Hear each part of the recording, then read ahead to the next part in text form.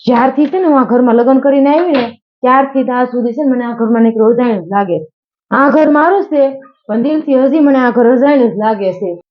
બિચારી મારી વહુ જ્યારથી આ ઘરમાં આવી ત્યારથી ઘણું બધું સહન કરતી આવી છે, પણ એક પણ વાર કોઈ દી આ બાબતની મારી વહુએ મને ફરિયાદ નથી કરી. કોઈ દિવસ મારી હારે કે મારા ઘરના કોઈ વ્યક્તિ હારે કોઈ દિવસ ખરાબ વર્તન મારી વહુએ નથી કર્યું. માં, મને છે ને તારી બહુ યાદ આવે છે. આ ઘરમાં છે ને મને કોઈ સમજવા વાળું જ નથી. હું કોઈને છે ને મારી સમસ્યા કહી જ નથી શકતી. મારે છે ને પાછું તારી પાસે આવવું છે. સાંભળ બેટા, વહુ બેટા આવા વિચારો કરો માં. ઘણા વર્ષ પહેલા હું પણ આ ઘરમાં એક વહુ બનીને જ આવી હતી.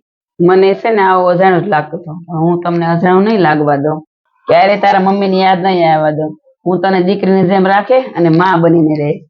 હા મમ્મી, હવે છે ને મને આ ઘરમાં અજાણ્યું નહીં લાગે. મને મારી માની યાદ નહીં આવે, કારણ કે મને મારી હાસી માં જ મળી ગઈ. જયારે સાસુ માં બની જાય ને ત્યારે ઘર સ્વર્ગ બની જાય છે.